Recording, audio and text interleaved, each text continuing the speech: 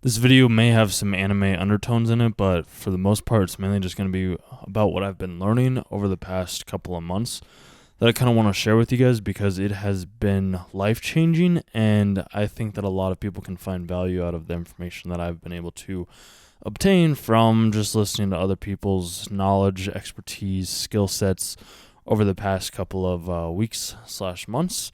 This is more recent. I've been doing this for years. I've always started out reading this one book called The One Thing that snowballed into other books and podcasts and individuals and people.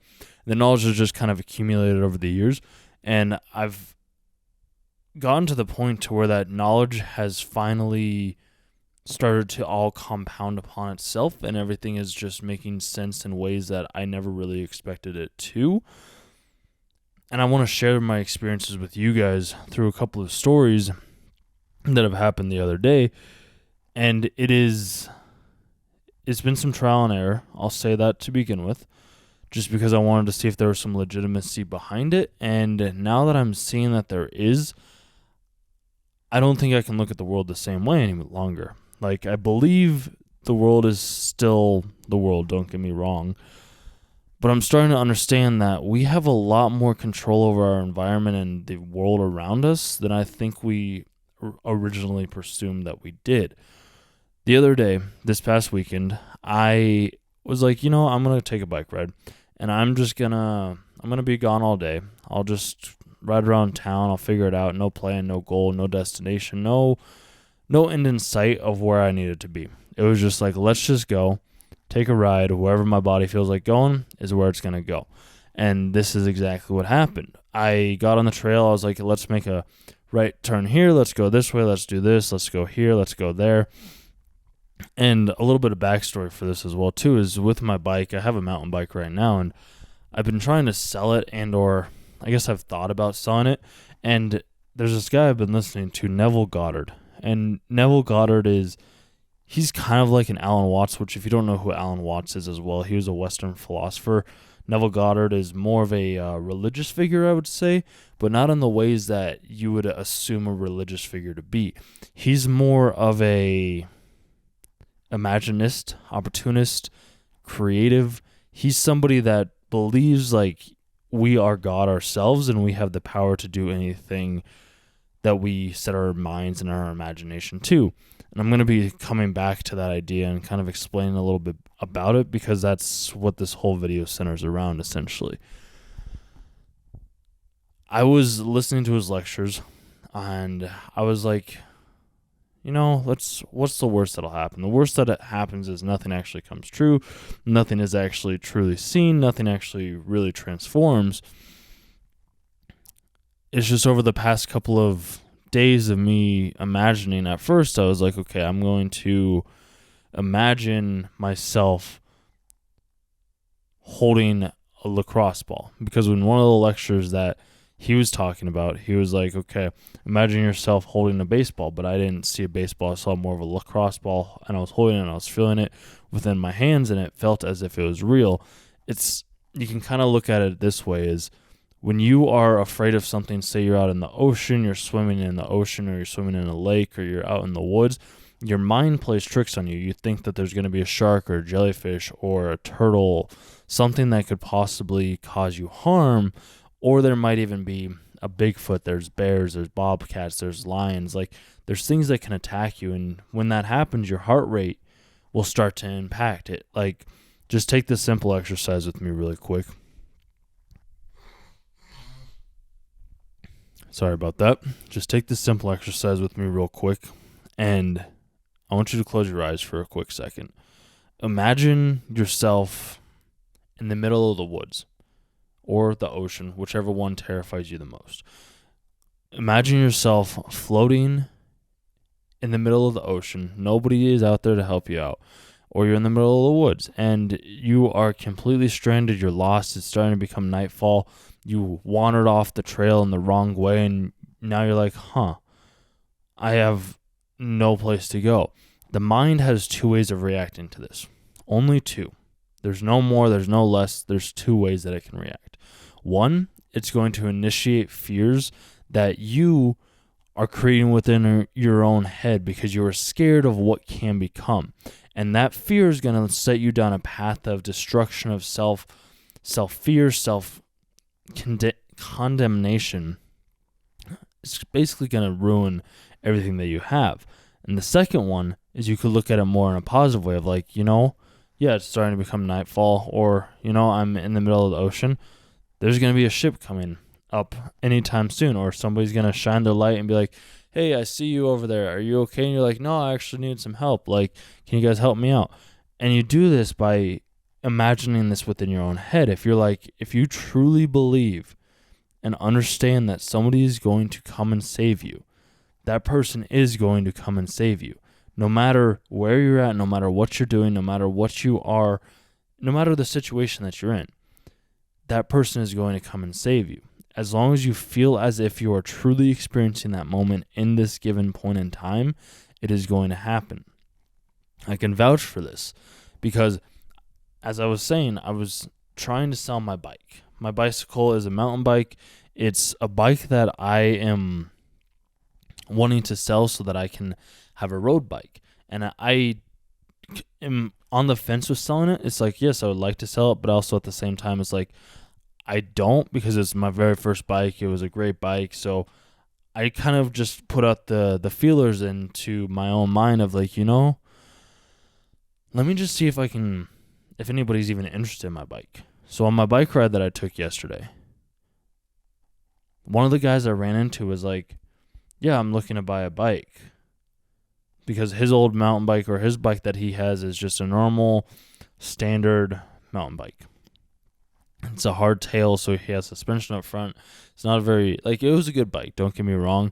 But the bike that I had, it was a lot better. There's full suspension, an upgraded fork, a dropper seat. And if you know anything about mountain bikes, you'll understand, like, there's different levels that you can upgrade. So my bike was maybe $3,500 or so when I first bought it.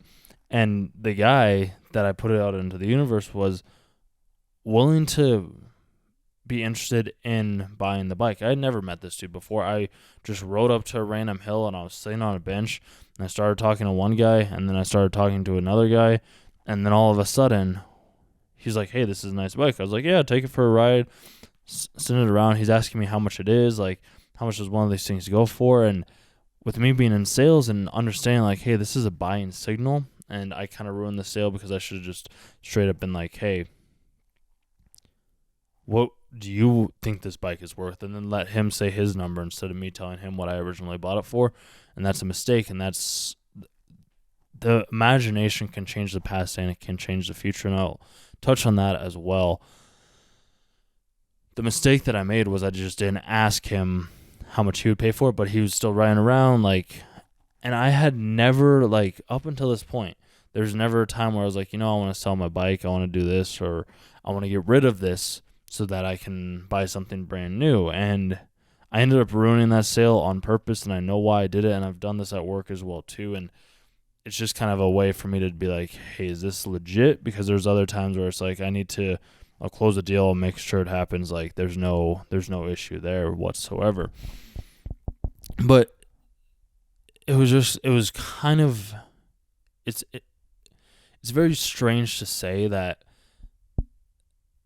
I was able to find somebody, or somebody was like, yeah, I'd buy this bike for you. Like they were interested in it. So me having to truly think and feel the possession of the mind of somebody actually wanting to buy my mountain bike, handing me the cash, feeling it within my hands, like trading over the bike to him, is a reality. Because the only reality we ever have is within our own head. Yes, we are communicating with other people, and yes, we are having conversations with them. It's all in our head. And I don't know, I'm trying to still wrestle with this idea, because with what I was telling you about the lacrosse ball, of me imagining it within my hand, and I know I'm jumping all over the place, and I do apologize. I'm working on making this a little bit better for you guys, actually a lot better, and that's why we're doing some of these long form videos as well from time to time. But with the lacrosse ball, is I was holding it in my hand, and then the next morning, or I think it might have even been, I'm pretty sure it was the exact next morning, I look over to the field on one of my morning walks, and there's a lacrosse ball sitting out there in the field, and I was like, okay, this is kind of strange, but yeah, this is cool. And I was like, this can't be real. But I was like, let's not I'm not gonna be skeptical. I'm gonna try it again. And took the exact same walk the next morning. It's just that night I was imagining like a golf ball. I was like, I'd like a nice golf ball, like hold it in my hands, feel the little nubby things or like the holes that you feel in a golf ball, and I felt it on my hand. And the next morning I took a walk, the exact same path, looked exactly the ways that I did prior. And what do you think I found? I found a golf ball. Even on the second walk that I took that day, I found another golf ball in a place that I never would have expected. And I was like, okay, let me try something completely different, something that's odd. I was going for the $100 bill. Like, this was something that I heard from Edward Art. He's on YouTube as well, and I'll link his videos down below because I think they're incredibly helpful, and he'll probably explain it way better than I do in this. But he was talking about a $100 bill, and I was like, okay, well, I don't think I needed the cash. Like, I'm good. I can help people out where I need to. Me finding a $100 bill, like, yes, it'd be cool, but it's not an end all be all. But I was looking at the number 100 in my head over and over and over again, and I was imagining just seeing it. And I kid you not, the next day, I see 100. It took me a second because it was kind of hidden, like it was, and that was what I was seeing in my mind. Was I was seeing it was like, it needs to be hidden. It needs to be somewhat kind of hard to see, but it needs to be something where I can see 100. And I see 100 written on this bag that's kind of hidden under the trees. Like, I had to move it around a little bit. I was like, okay, well, this is also kind of strange. And I was like, okay, well, this can't be all there is. So I ended up also, and this one I might have been thinking because of this one I'm still a little weary about, but I found some AirPod Pro case as well. And I was like, okay, well, I didn't need the AirPods itself, so the case was empty. But I just found an AirPod Pro case that either somebody had missed or lost or something.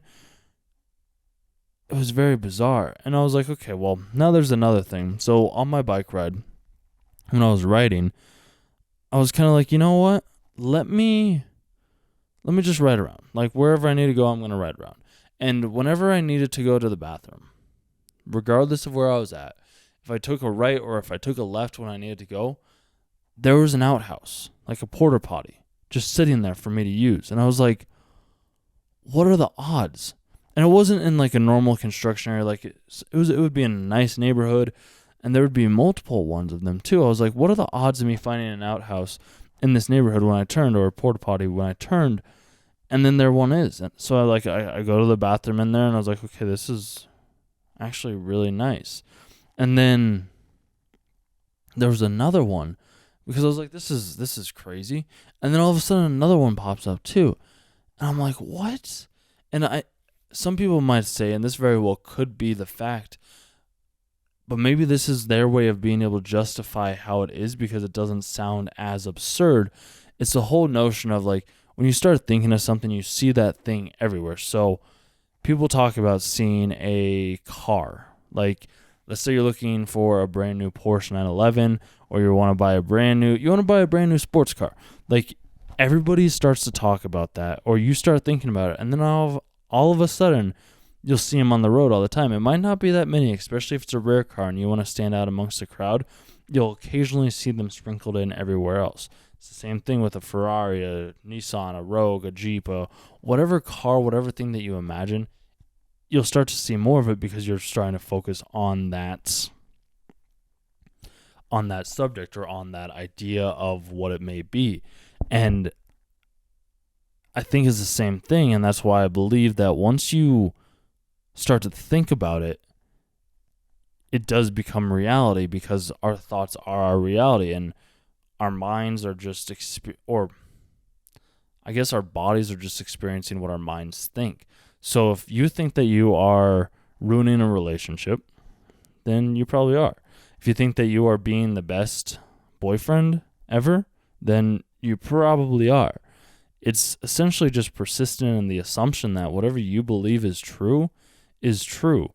And it's about removing reason. And on my ride the other day, I had that thought. I was like, because we're always told it's, or you hear things on TV where it's like, so-and-so, they won't listen to reason, so-and-so won't listen to reason. And it's like, why do we have to listen to reason? Who says we have to?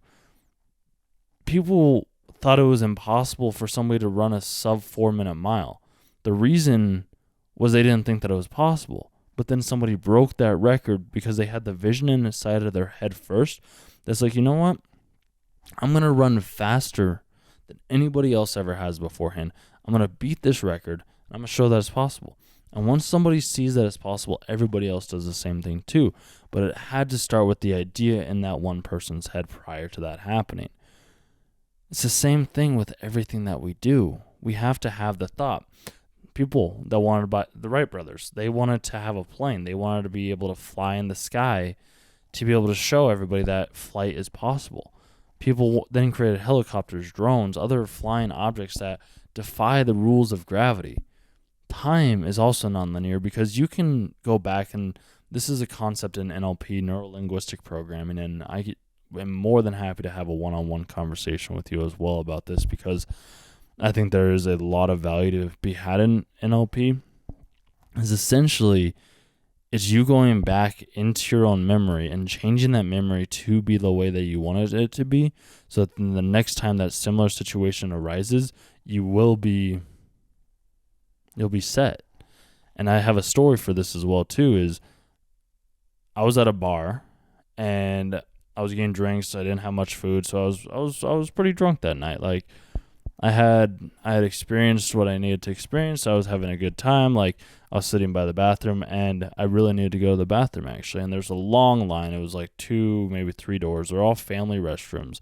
So like you can imagine yourself like sitting at the bar. You're drunk. You really have to go pee, and there's a line, and you're like, I can't wait this long. So I'm like, you know what? Let me ask this dude that's standing in line. I'm like, hey, you know what, man? I really got to pee. Like, do you care if I just take a piss in the sink while you're going in the toilet? He's like, nah, dude. But then the girl behind him was like, you can come in with me. I was like, okay, cool. So I went into the bathroom with her. I pissed in the sink. She pissed normally. We locked eyes, and we went along our separate ways. I've changed that memory since then to be the, okay, you know, when we went into the bathroom, she's like, hey, I want to, you know, have some fun time with you. And I'm like, okay, cool. And we have some fun time. We go our separate ways, and we continue on. And this was after I messed up the first time. So then I'm talking with a girl on one of the dating apps, Hinge, and we go to the bar, and all of a sudden she brings up like, yeah, I just did this to this one dude in the bathroom. And I was like, what is happening right now? This was prior to me listening to Neville and the imagination and understanding that like it does kind of change. But I always knew in the back of my mind that like if I changed the moment from the past, and I was always focused on the past. Like that was my big thing, was like, let me change the past to make sure that my future can be better. And you can also focus on the future to make your future better. Like that's where the real power comes in. So the girl, she was telling me that she was able to create, like she was like, hey, I went to the bathroom, I did this with this one dude. And I had the idea, I was like, you know, I could text her and have her come out of the bathroom and do the exact same thing to me. But I was like, you know, let's just bring her back to my place instead. Like it'll be easier that way instead. But there was, and that was the crazy part, because I was like, let me go, because my friend, he gave me some shit about doing that, about missing the opportunity with the first girl. I was like, dude, in today's day and age, and you guys can let me know about this in the comments down below, like, if a girl lets you go into the bathroom, I probably did miss an opportunity, but it's also kind of scary because, like, you never know what the girl's going to say, especially since I was just mainly focused on going to the bathroom, and that was my big thing. Even though I did realize it was for me to prove a point to my sister that's like, hey, yeah, you know, you really, I got nothing else. Like, this is just how I am. This is who I am, and this is what I do. And people can think whatever they want to think. And that conclusion has completely transformed my life, and I absolutely love it. The thing that I am actually working on getting across right now is I envisioned me meeting up with another girl and having the exact same situation. And I didn't even think about this at the time because I didn't know any better. But of the events transpiring in the ways that I wanted it to, and they did, just with a different woman. And I felt the same feelings that I would feel, and that's why NLP is so valuable, because you relive that moment with the same emotions, the same feeling, the same tone, the same everything. If you're trying to transform the past, but then live it in the way that you want it to, because that's how it will be in reality. It might take some time for it to catch up. Neville Goddard, he talks about this. He talks about how essentially every lifespan has a different amount of time. A baby has 9 months to be born. A chicken, I think, was like 14. Horses is a year. Pigs are 6 months. I'm not exactly sure. Don't quote me on that. But everything takes its own time to grow into what it needs to. Sometimes something great can happen overnight. Other times it can take 6 months. And it really just depends on the mindset that you have. Like the girl I'm talking with right now, her and we've gone out once. But I understand, like, I know that I've been visualizing and imagining us being together, and I know it's going to happen. I have no doubt in my mind. And I'm not doing it in a weird roundabout way of like being a creepy dude, because people that do that, like, it's not a good look, dude. If you're one of those guys out here and you made it this far in this video, like, don't be that guy. Don't be the dude that's being overly obsessed, asking question after question after question after question. Just provide value. Provide value of your day. Show her what you do on a given day. Show her, and when I say show her, I mean send it just to her. If she really is the woman that you want to marry, if she really is the woman that you say is the idol that you could spend the rest of your life with, don't share it anywhere other than to her, because she's the only one that really matters. Social media is great. And like, this is what I do on my social media, is like, I don't need the facial recognition that I have been able to change somebody's life. If this audio is able to help you get out of the rut of living in your mom's basement, of wherever you're at in your life, like, I've done my job. And like I've said in other videos, is I hope that you only watch my videos maybe once or twice, and then you go experience them and you actually try it. And that's what I'm getting across with this imagination, is you have to try it. You really, really, really have to try it. Because I would even imagine, like, and this is the craziest part of it all.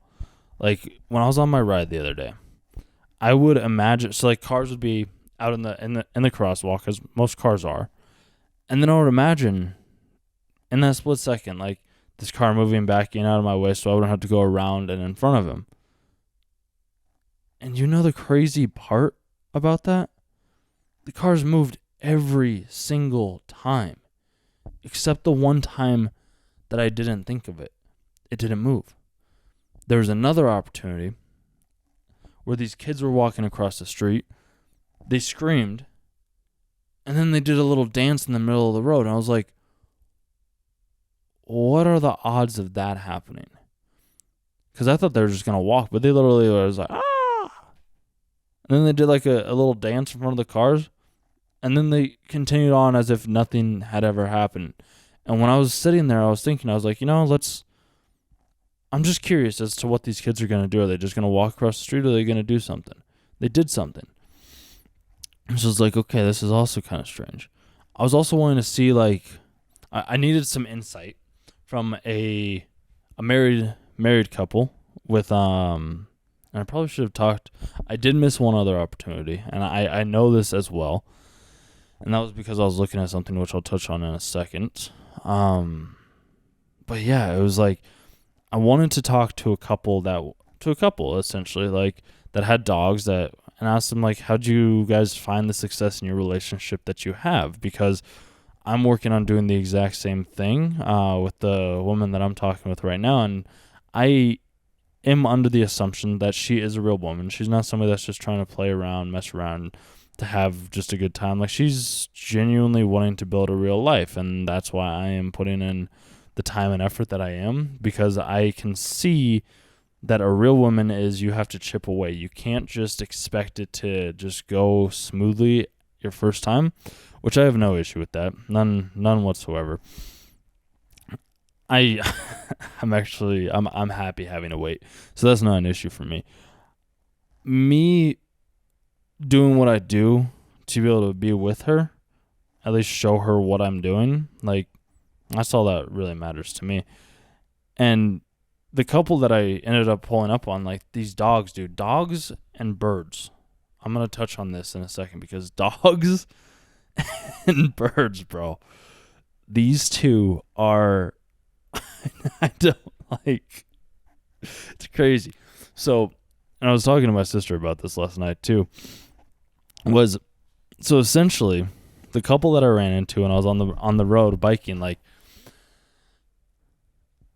dogs helped me to be able to break the ice with certain people, which was fantastic, because there's the couple, and it was weird, it was funny, and the comment that she said too was incredible, because I'm talking with them, like, we're shooting the shit pretty much for a little bit, but they had a dog that wasn't on a leash, and I was like, hey, can I say hi? This dog was amazing, it was incredible. And there's 3 dogs, and 2, I mean, I think they were all girls, they might have been, but there's 3 dogs. 2 were on leashes and 1 wasn't. And I was telling this to my sister, I was like, I feel like I'm finally off that leash, whereas you 2 are still on the leash. And the dogs, when I was looking there, I was like, I'm the one that's off the leash. I'm the one that's finally been trained, that can just do what he needs to do. Like, I'm still there for my family. I'm still there when they need me, but I'm primarily my own independent person, and if I want to go somewhere, I'm going to go somewhere. That's just kind of how it is. But the other 2 dogs, they were still on the leash. They were still being contained by our parents, which is nothing wrong with that, but that's just how it was. And that's why the comment that, I think her name was Holly, she ended up saying, she's like, I should be your mom. And I was like, this is so bizarre, because they seemed like the family that was perfect. So I was like, okay, yeah, why not? And that's why the dogs, it was like a family of dogs of 3, 2 parents. Like, it just made sense. It jived. You might have had to be there, but you picture it. You have a family of 3, a family of 5, essentially, because that's what it was. You have 2 still on the leash, 1 not. Me being off, my 2 sisters still being on it, because they're still needing to be funded by my parents in some way, shape, or form, whereas I am completely independent now, and I don't have that anymore, which is incredible to have. And then you have the two older people, like the 2 parents. So it was a great time talking with them, and they're like, I was telling them about the girl problem. Not even the problem, but I was telling them about what I want in a woman, and how it's like I need to have a woman that I don't need her to be like me, because I'm not expecting her to go through the exercise that I go through, the pain, the torment, the gratitude. Like, I don't expect for her to put in as much time and effort into what she does. Like, yes, she should be passionate about what she does, but I don't expect her to work as hard as I do. I don't expect her to put her body through as much, I guess, physical, I don't want to say abuse, but physical stamina, physical, like, just physical activities that I do. And I was telling them that to her, and then the wife of the husband was Holly and Mike, I'm pretty sure was what their names were. Holly was like, I wish that you're older, because I have perfect friends to hook you up with. And there's one of her friends, she's like, she just had a baby, and I should be like, yeah, I'm looking to have kids as well too. And that's the thing with the girl that I'm talking with right now, and she's wanting kids, I'm wanting kids. Like, it's all gonna work itself out. She's like, yeah, if you were younger, I'd totally hook you up with her. And then the husband was like, yeah, you know what, you're gonna be good, man. Like, he did say my name, but he's like, yeah, you have I'm not worried about you. And hearing this from complete strangers in a very short period of time really does give me high hopes. Just that things are going to work out. And the husband, Mike, will say, he said something very profound, because when I was telling them about the story about what I was doing and where I was going, I was like, yeah, I literally have no idea where I'm at right now. I just got on my bike and I'm riding around. My phone's dead. Like, I have no clue. The wife was trying to explain. She's like, oh, you can use my phone, this, that, the other thing. I was like, no, it's really no big deal, you guys. I do appreciate that. And he's like, yeah, it's more just about the journey, like, not the destination. The journey should be the fun part. The destination is just a byproduct of what we do. Like, with what I do here is I just genuinely love sharing the knowledge that I find. And by me doing it in a faceless way with a community that I was very interested in until I found out about this other world, if I can help you guys do the exact same thing by kind of showing you that there is another world other than this, then I've done my job. And like, you'll start to realize that people are different too. Like, everybody's going to be different, because there was a part where, like, when we were talking, the husband and wife and then myself, we were all communicating, we were all talking, and the husband got the question that I was asking, because he was like, oh, do you have a dog? And I was like, no, I've always wanted one, but it's like, do you think that I would be able to have the dog out all day on like, to go bike riding with me? And they're like, the husband got exactly what I was saying, and he was trying to explain it to his wife, but she wasn't understanding it. So I ended up listening to her first, and I was like, because she was talking about, oh, well, do you have an apartment? Do you have somebody else that could let him out? And I was like, I just listened to her at first. Once I listened to her and she understood that she was heard, because I don't think a lot of people are ever really heard anymore. So I was like, I'll listen. Like, let me listen to her. Once I listened to her, I was like, yeah, that's perfect. And I was more just wondering about, like, on the bike ride. She's like, oh, yeah, no. Sometimes people don't understand the question that you ask, so you kind of have to listen to what they say and then rephrase your question or re-ask it in a different way after you acknowledge what they told you. And I know that's kind of off topic with the whole imagination, and I can have another video on being able to pick up on people's, say, nonverbal communication, or just their overall tonality and their communication, because this helps you out with selling, with people, with human interactions, with everything that you do in your life, being able to understand when to go for the kill, when for not to go for the kill, when to listen, when to ask a question, when to just have a general conversation. Like, it's something that you need to do, and I was able to do this by asking myself, like, hey, what does Joe Rogan do when he's having his conversations? And it was just a very, very, very helpful way for me to be able to learn how to communicate better, because clearly when somebody's wanting to listen to a podcast for 3+ hours, sometimes 4, clearly whatever that dude is doing with his communication skills is something that I can learn from. And communication is a skill within itself, which I didn't really understand at first, but it is. That's my little rant about communication. Yeah, more than happy to do another long form video on communicating. If you do, if you made it this far, let me know. Write comment or like communication in the comments down below, and I'll make a long form video about that as well. The big thing, so kind of back to the whole imagination that I was just talking about as well. So we got to the couple with the dogs and the leashes, and we had that. We talked about the dude that was wanting to buy my bike when I was thinking about selling my bike. We talked about me finding a lacrosse ball, about me finding a golf ball after imagining it, me finding $100 bill after me imagining it and feeling it within my hands. That's all true. That all happened, and it's amazing. The next bit, this is the craziest bit of all. And it was happening even prior to this day, but everything just, when I went out on the bike ride yesterday, I was like, let's behave as if I was in the Matrix. Like, as if I have complete and utter control over my reality. Whatever I think comes true. Okay? So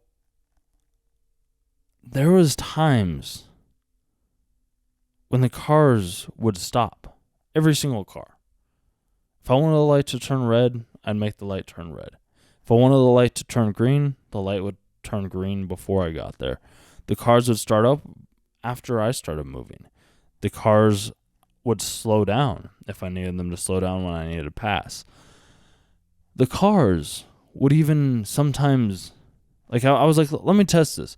There's one spot where I was at where I was like, let's let's kind of terrify myself a little bit. And there's this one lady where she literally swerved and was about to hit me because that was what I was imagining, and that's what happened in reality. And then I just raised my hand. I was like, nah. And she ended up turning a different way, and we were all good. Like, there's no issue there.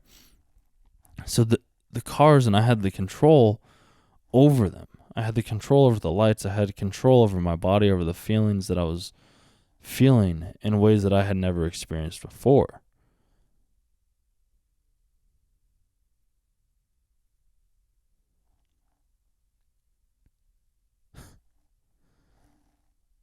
I ended up making my way to a parking garage.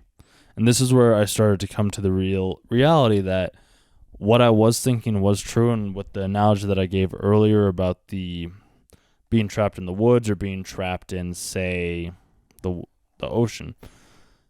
This is the reason why I did this, was because when I ended up at the parking garage, I ended up staying on the top of it for a little bit, looking at this building, because this building was incredible. It was an amazing building. Like, I was imagining myself on the top story, looking down at myself, waving at myself, being like, hey, good job.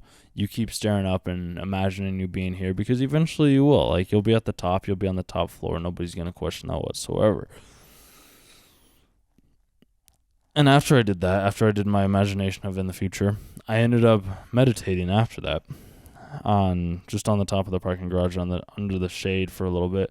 And my mind made it sound like there was somebody walking up towards me, and it started to terrify me. I was like, oh, there's nobody here. Like, there's no way somebody could sneak up on me like that. But my mind made it feel as if there was truly somebody there. I knew there wasn't. I opened my eyes regardless to prove the point that there was nobody there. But my mind made it feel so real that there was somebody there. And this is why I'm saying, like, if our minds can make us terrified of anything, then why can't our minds also make it so that we can succeed in anything? You know?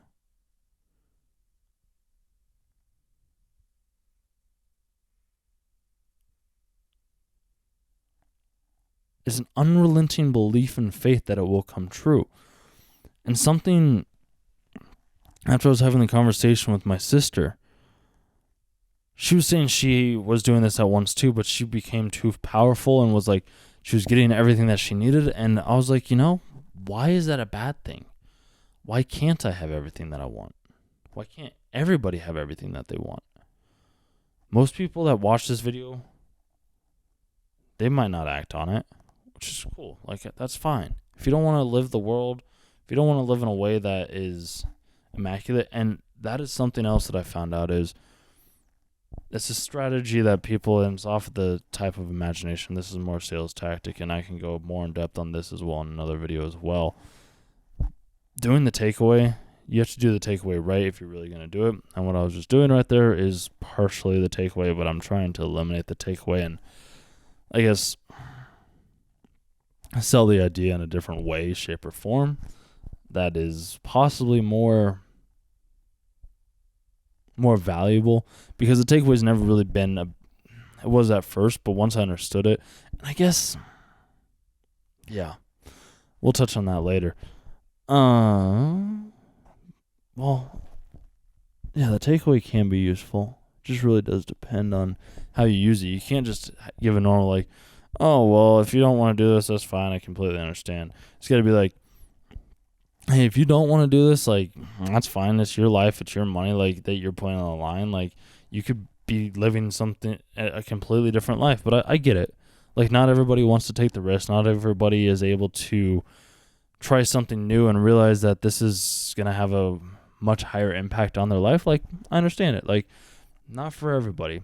For me personally, like, I'd at least want to try it out for 30, 60, 90 days, because there's no way for me to really make a true and honest decision until I try it. But like I said, I'm not you, you're not me. Like, this is just my personal take. Like, I have to try something first and really kind of involve myself in the project to see how much time it really saves me, or to see how much it really has an impact on my life. Like, I go to the gym a lot, so if I was just giving up after one day and been like, oh, this doesn't work, it's too expensive, I wouldn't have found the value and success that I have in my life. So being able to just try it, you'll find out that there is a lot more to be had from doing it. And if you don't like the product, shoot me an email. I'll send it over to our customer success team.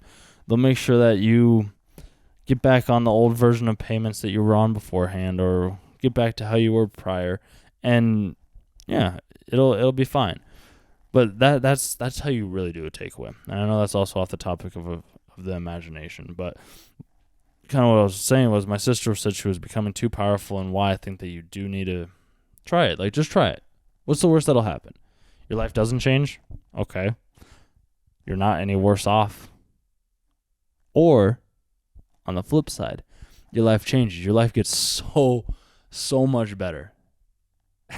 And wouldn't you say that that's worth 90 days? Wouldn't you say that's worth your time? I would. I'd put anything on that. If I could start small, and don't get me wrong, you have to do the action as well. You can't just think it and imagine and it'll just magically come in. That's not how it works. You have to put in the work along with thinking about it. Napoleon Hill's Think and Grow Rich. Like, you can think about it. Don't get me wrong, and I've proven that. But you still have to put in the work. Like, the messages, your body will just know. You have to trust your intuition. You can't be second guessing yourself of, oh, is this the right thing or is that the right thing? Like, abandon all reason. Abandon all reason. Every last bit of reason. Because reason is what will kill everything. And I explained this to my sister last night when she was giving reasons for why something wasn't going to be the case. I was like, see, you just reasoned for why it wasn't true, and this is probably why it's not working. And she's like, it's actually true. And I was like, yeah, too many people reason with why something isn't working. And I know I've been guilty of that in the past as well, of like, well, what if this, or what if that, or what if this, or what if that? And the guy that I was talking to, which is another crazy thing as well too, the dude that was looking to buy my bike, is he said he tries to prevent what ifs. Like, that's essentially his job, is he's preventing what ifs. And I'm like, that's actually a really good point, because I can also prevent what ifs. Like, there is no reason to have a what if. If you already established that within your mind, then there is no reason for there to be a what if, because it's already solved. And I was like, that's actually really, really insightful. It really was. Everything that I learned on Saturday on this recent bike ride, like, I left at 8 in the morning and I got back at 6. Everything I did within that day showed me that anything is possible. Anything is possible within the human imagination. You don't have to stress. You don't have to worry. As long as you think and you believe it, it will come true. And the more you think about it, the quicker it will happen. And that's why it's like, with what I'm doing, with how I'm doing it, everything that I think about will become true. And I think that the same thing will happen with you guys as well. Like, if you take the time to just sit, think, act upon your thoughts, and don't even act upon it, just trust your intuition. Like, that's what I did when I went on my trip to Australia. I was like, I'm just going to trust my intuition of where I want to go, at least have an idea of where I want to be, and then I'll figure out the rest from there. Like, I would literally hop on a bus first thing in the morning, get dropped off somewhere, and wander. I had no idea where I was going to go, no idea where I was going to eat, no idea what I was going to do. And I had the best time of my life, just enjoying the journey. The journey is the most important part. Imagine you have at least reached that journey, or even imagine yourself going through the journey too. You got to work through your past stuff first prior to being able to work on your future stuff. But once you imagine yourself on the journey and the path, everything just becomes so much easier. Everything becomes so much more fulfilling. The people you meet, the connections you have, the conversations you cultivate, they're more in line with what you want to do. They're more in line with the person that you are because you attract yourself. Man is a reflection of himself. So everybody that you're attracting in your life, everybody that you're talking to, is essentially a direct reflection of yourself.